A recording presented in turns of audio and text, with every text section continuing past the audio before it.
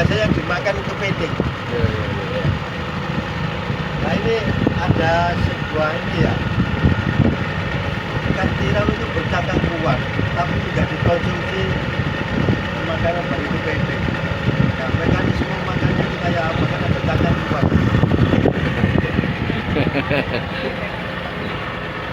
Nah ini sudah sampai di Jalan lintas. Ya, jalan lintas selatan. Jalan lintas. ini jembatan ini mulai dibangun tahun 2001 Pak. Badan kapan?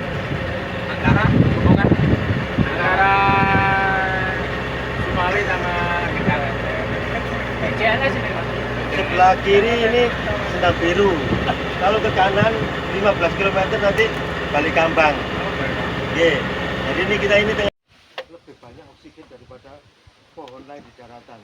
Di mana satu batang pohon ini bisa menghasilkan 1,2 kg oksigen. Jadi lebih banyak daripada pohon yang di daratan. Bapak-bapak sekalian, ketika misalkan ini benar pohon ini yang kita rawat, yang kita tanam itu satu hari bisa menghasilkan 1,2 kg oksigen. Seandainya itu benar asumsi itu betul-betul mengeluarkan oksigen itu, sementara yang kita butuhkan setiap hari per orang hanya 0,5 kg oksigen, maka yang 0,7 itu bisa dimanfaatkan oleh orang lain atau makhluk hidup yang lain untuk kebutuhan bernapas. Nah, dalam buku pinternya disebutkan bahwa sedekah rahasia yang kita hasilkan dari penanaman dan perawatan mangrove ini itu bisa merecah murka Allah Subhanahu wa Ta'ala. Nah, upaya-upaya itulah sebetulnya yang kita lakukan dalam rangka untuk mengetuk pintu langit agar supaya bencana musibah itu tidak menghampiri kita dan keberkahan yang akan datang kepada kita. Nah, sekarang sudah mulai terbukti Pak. Dengan kegiatan kita merawat sungai, melestarikan sungai, ya, konservasi ini, maka mulai ini sudah mulai namanya water sport tourism, susur ekowisata susur sungai. Nah, ketika banyak tamu pengunjung memanfaatkan kegiatan susur sungai ini, maka warga di situ bisa berjualan, artinya meningkatkan perekonomian masyarakat setempat. Nah, inilah berkah, salah satu berkah yang bisa kita ambil secara langsung, atau berkah desa kita, di kita tidak terjadi musibah banjir. Nah, seperti itu Bapak sekalian,